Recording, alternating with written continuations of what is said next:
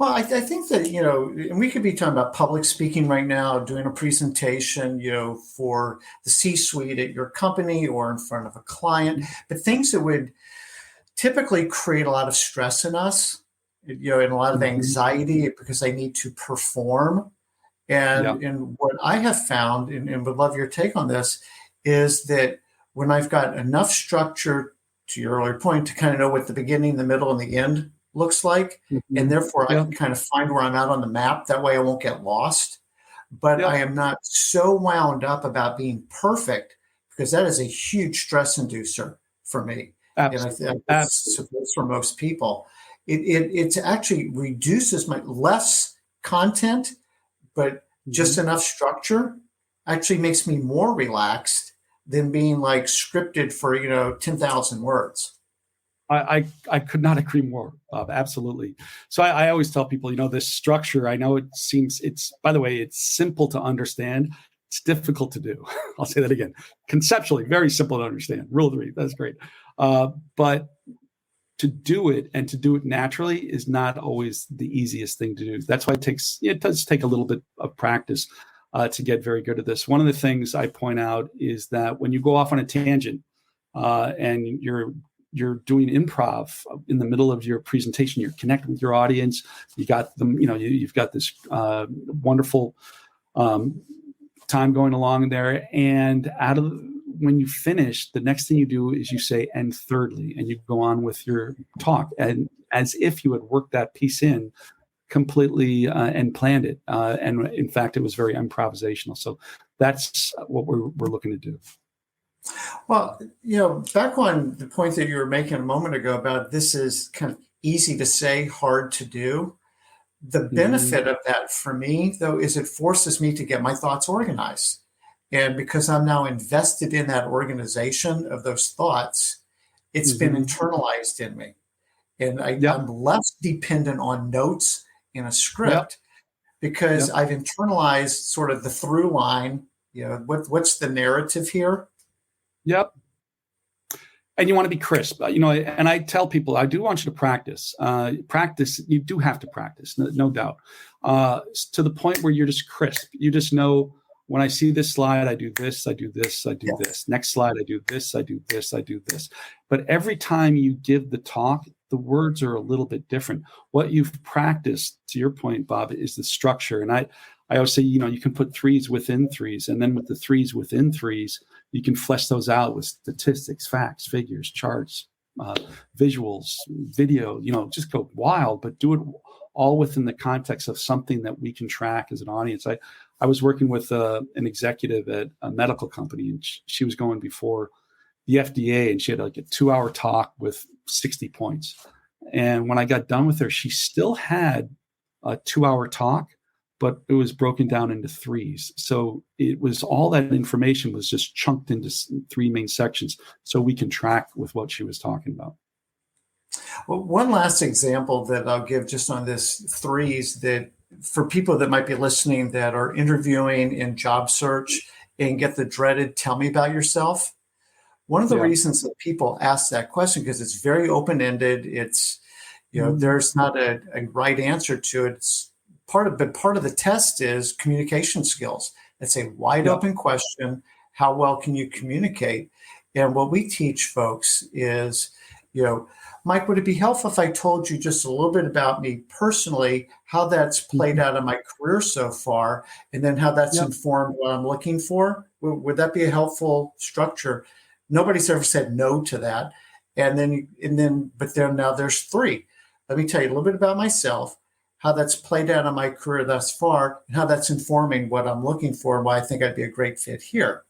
And Yep. people are like, wow, that was cogent. It was Yep. compelling. It's Yep. convincing. And Yep. people gravitate to that. So it's a very broad use case for your rule of 3 that a Mm-hmm. lot of people will need at some point in their career, of just being able to answer a very simple question. Tell me about yourself. Yeah, absolutely. And then you could also, it doesn't have to be rigid. Sometimes you have 2 points, sometimes you have 4. Nobody cares. But roughly 3 is what people tend to remember. So Yeah. Can you talk about when we're actually making some of these points? And you alluded to it a minute ago where you said, well, you can have 3 points under 3 points, and maybe it's evidence and facts and statistics, but just the sort of the value and the place for objective evidence versus subjective evidence. Yeah, great question, Bob. So if you're doing a longer talk, not just a 1 minute, talk with the client, if you're doing more of a 5, 10, 20 minute talk, I recommend designing it. I call it audience-centric design. And that is going back to your curiosity about it. If you've done your due diligence and you really understand where people are coming from, what you do there is you just take yourself through a process. All right, given this client, given this customer, what are their main concerns? What are their main goals? What are their main priorities? And just brainstorm those out, get those down on a piece of paper, 6, 7, 8, 10, whatever. Whittle that down by combining ideas. And once you whittle that down, then rank it from most important to them, not you, to them, to least important. And then you come up with this really cool structure that is tailored for that specific audience. So the first thing out of your mouth is exactly what's on their mind. I mean, it is, talk about being a breath of fresh air. It's like, oh, you're going to make this all about me? Fantastic. How about it? What do you got?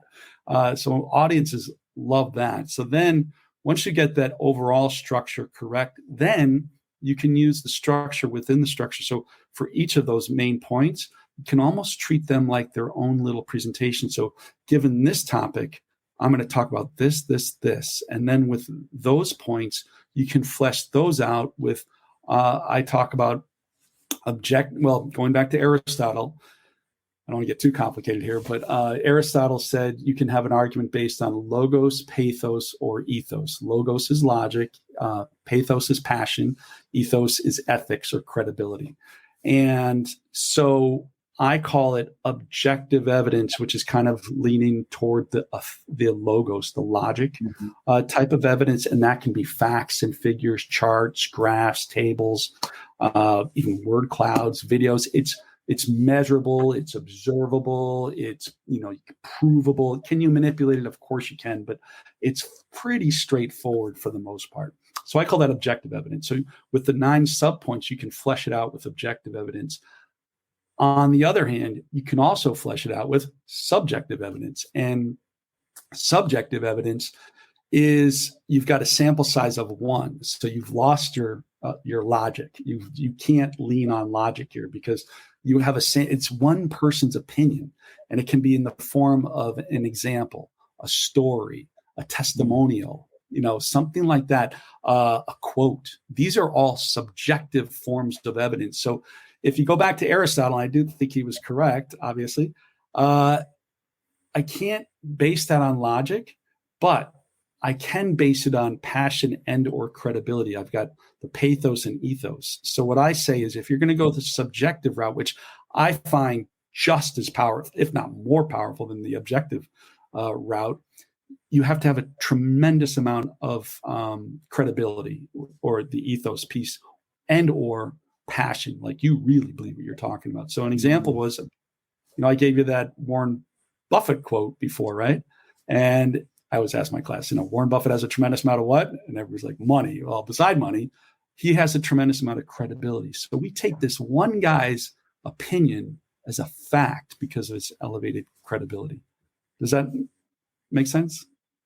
Very much so. And, I come from a consumer insights background for the, 20-something years. And, a big piece of learning is we're pretty emotional critters who backfill a lot of our decisions with rational belief or some type of rational evidence to justify something that's more, as you say, might be more pathos driven, but I need some logos to protect my ego of why I made this decision, right? And so people are funny, but we are very emotional, and to just try and rely solely on logic is two-dimensional at best. It's very black and white, and it really misses the human element.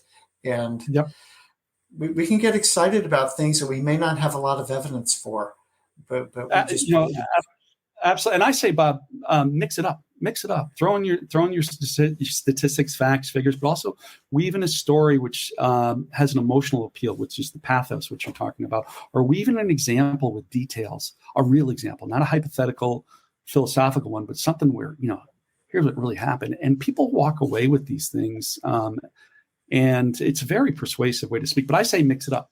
Why not? Yeah. Well, on the ethos part, there's a sales technique, if I can use that word in a nice way, where it's the customer has an objection. So say it's the CFO, you're trying to get budget on something. It could be your spouse or where you go to dinner tonight. It could be whatever it is that you're trying to communicate and persuade. Is feel, felt, found. And you've been in sales for a long time, so I suppose you might know this one, but it's validating their feelings first. That costs too much money. Mike, I totally understand how you feel. So I heard you. And in fact, we have a number of our other CFO clients initially felt the same way. So you're validating it. Yep. So you're not the only one. You're not crazy. Right. But what they found was that the ROI for this, the whatever the higher proof point is, and again, that may be subjective or objective evidence. Yep, exactly. Right? They were happier, or they made more money. Which one? But I understand how you feel. Warren Buffett felt the same way, but what he found was, Warren Buffett's N of one. It's not like the whole world, or there's this giant body of evidence, but here's a credible person. But feel, felt, found is a very interesting way to acknowledge what the other person is saying and to be empathetic to, I'm not all the way with you yet, but I'm listening. Absolutely. And the byproduct of doing the feel and felt part well, which is leaning into that curiosity, really actually genuinely caring, really trying to understand where they're coming from.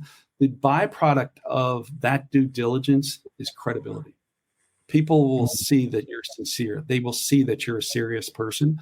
Then when you do go to provide the evidence via the found part, which is you can use statistics, facts, figures, and all that, or you can tell a story, or you can give an example, then they're much more likely to take that in, to your point, Bob. But if you didn't do that first piece, you don't necessarily have the credibility, even though you're going to throw a bunch of stuff at people.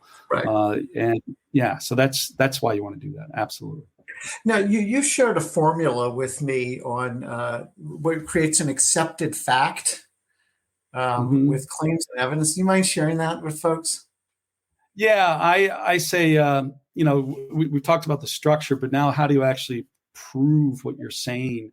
And I say a claim plus evidence equals an accepted fact. I'll say that again. You make a claim, and then you provide evidence, and that becomes an accepted fact. And once again, the evidence it can be objective evidence or it can be subjective evidence. And you just, in my opinion, you want to get very good at both and just read situations. What's the appropriate, what's the situation calling for? And sometimes it's to tell a story. Sometimes it's to give an example. Sometimes it's to reference a statistic, fact, figure, or a quote, like I did, with the Warren Buffett. And so we spent a lot of time talking about the structure of the communication, but then there's the actual delivery, the performance, if you will. Yeah. Could you maybe offer some insight on that? Yeah, you bet. I would say, the first thing I start with performance is let's talk about nervousness, because that's going to affect all your performance. So I always ask, who gets nervous here? And if everybody's hand doesn't go up in the class, I say, okay, your hand didn't go up. Come on up to the front of the class. They're like, oh, no, it went up. So we all get nervous. I don't know about you, Bob. I get nervous. I've known people that have been speaking for 40 years. They get nervous. So I put up in the class, I put up a poster of Gandhi and Abe Lincoln and JFK and Winston Churchill and Lady Gaga. I ask, what do these people have in common? Horrible stage fright, horrible nervousness. Really? So I say, if you get nervous, you're in good company. So don't just relax.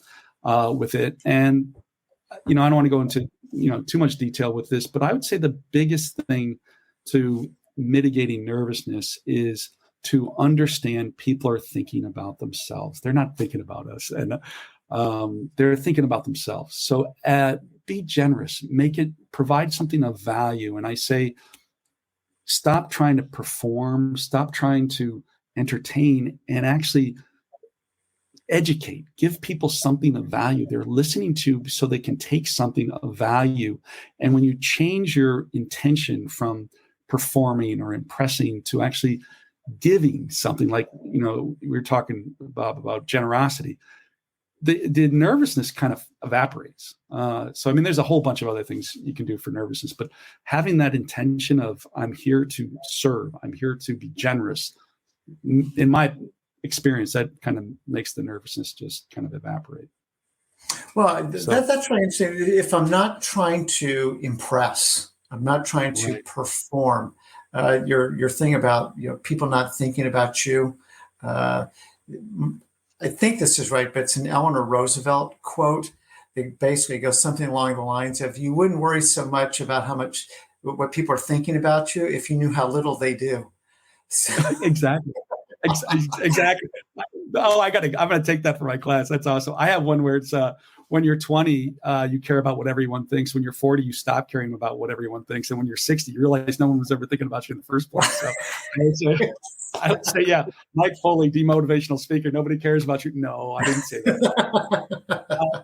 Your loved ones adore you and care about you. Beyond that, though, we all got bigger fish to fry. We're all thinking about, how can I take this information and use it? So given that as kind of the foundation of the performance skills, then, we can get into the details of stance, eye contact, gestures, movement, all that. And I do go into that, but I spend on a 5-week course, I spend 10 minutes on that stuff. Why? Because Really? I have found 10 minutes. And the reason being, yes, obviously there's certain things you want to do with performance skills. But what I have found is, if you are organized internally and you have the right intention, this stuff starts happening naturally.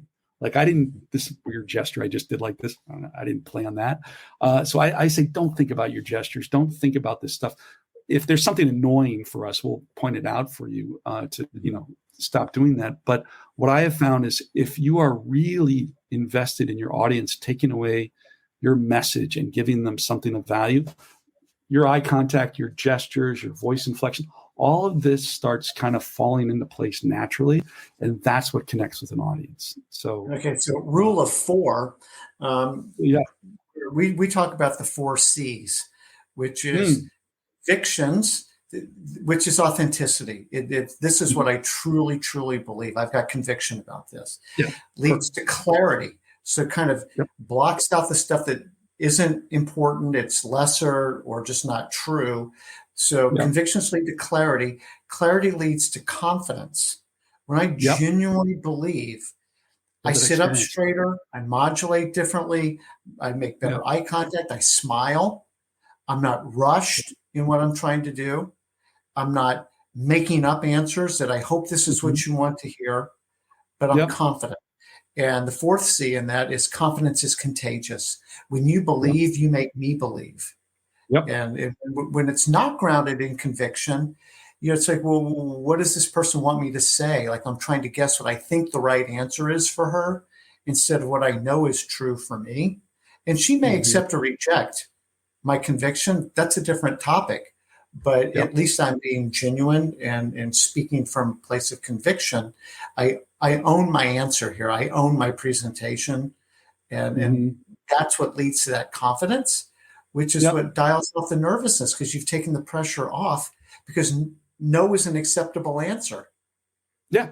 And you're just there to serve. Absolutely. I really like that. That's awesome. So going back to the confidence, it's a zero-sum game, is what you're saying, Bob. Zero-sum game, meaning if I'm confident, you'll be confident. And one of the things I say in the class is, you have to understand, if you're up here miserable doing the presentation, we are miserable as your audience. If you're up here, it's harsh realities in the class. If you're up here confident and actually enjoying the process, we're enjoying the process. If you're up here pretending that you're having a good time, but you're miserable, we're miserable. All right. So it's like a zero-sum game. And I say, if, I'll take Bob here. So Bob is going to come up and give a talk to the class. At the end of his talk, we're all going to get quizzed on his content. And what we all get on that quiz as an average is the average percent that Bob is going to get of his salary for the next 12 months. So I'll say that again. So however we do on that quiz, Bob, is going to be that percent of your salary that you're going to get for the next 12 months. So instantly people start laughing, because how would Bob speak if that was the case? And what would happen, Bob, is just you'd be so into making sure the audience, no, listen, you got to get this piece. And that desire, that intention of really wanting the audience to understand where you're coming from drives your gestures, your voice inflection, your eye contact. Mm-hmm. And you are so not thinking about yourself. You are really thinking, like I just said, really, I didn't want to do that. Really wanting your audience to get it. And I personally think that's what takes someone from a good speaker to a truly exceptional speaker. And it's not about not having a couple of ums or ahs, or yes, we want to minimize those things, but it is about people walking out with your message. And if we walked out with your message, Bob, and you had 10 people there, your idea is magnified by 10 people, 100 people, 1,000 people, 10,000 people. And that circles back to what we started the conversation with, is your professional powers. How powerful are your ideas getting across to the audience? And are they walking out with these ideas? And that's the thing that we if we can really focus on that, that's the thing that's going to really make a difference for each of us. Well, I can't think of a better way to put a bow on that. And I like how you said that. That's our power. And you can own it. And everybody can own it. You're good at something. And now how do you bring those emotional intelligence skills to communicate and persuade to advance what you believe? Authentically, and bring what you have to offer in a generous way so people can take it in. It's blocking and tackling. No, but it's all good. I mean, this is what I love about what you're sharing, and why I'm so happy to have you on, is kind of on the ethos side of this. Those are good qualities. There's no ill will. There's no selfishness. There's no, what do I get out of this? It's grounded in. People pick up on that, Bob. They absolutely do. So, well, you might win in the short term sometimes. Yep. But in the long run, the person who's adopting the model that you're advocating, I think I'm old enough now to see that that's who ends up winning the game.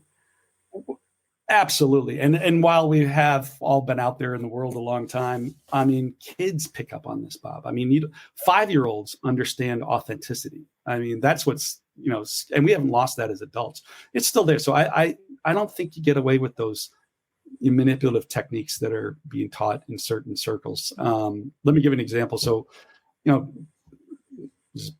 15, 20 years ago, I was, a long day, I taught a class, and I picked my daughter up. And at the end of the day, after talking all day, it's just, I can barely get a sentence out. And I picked my daughter up, Megan, and we're driving along. And I'm like, hey, Meg, how was your day? Good, good, good. How was your teacher, Miss Honey? Good, good, good. How's recess? Good, good, good. How's your friend, Sally? Good, good, good. And she interrupts me, Bob, and says, Daddy, you keep asking questions and you're not listening to anything I say. And I was like, oh, so busted by a 6-year-old, and because I wasn't being authentic, I was just asking questions and not really listening. And so my point is, if a 6-year-old can pick up on manipulation or techniques like that, then we can as adults. And so it comes back to that authenticity once again. Curiosity, authenticity, seek to help. Those sound like good life lessons to me that might find their way into a PowerPoint at some point or into a talk. Hey, those are amazing. Right there, Bob. Very good. I can't help it. So this has been wonderful, Mike. Thank you so much. If people want to learn more about Clarity Central, how do they do that? Just go to my website, www.claritycentral.net. Okay. And everything's right there. Cool. And we'll put that up on the screen. There we go. So claritycentral.net. I can't strongly recommend enough engaging with you and the things that you're teaching people. I've learned a lot. And plus, you're just a nice person. So it's been great spending some time with you. Good luck with sailing. That's exciting. And I'll look forward to seeing some notes along the way about an amazing trip. All right. Sounds great, Bob. Thanks for your time. Thank you. Thanks, everybody, for listening today. And tune in next week where we've got another amazing guest coming. But I hope you have a wonderful and blessed week. Thank you. I know you're good.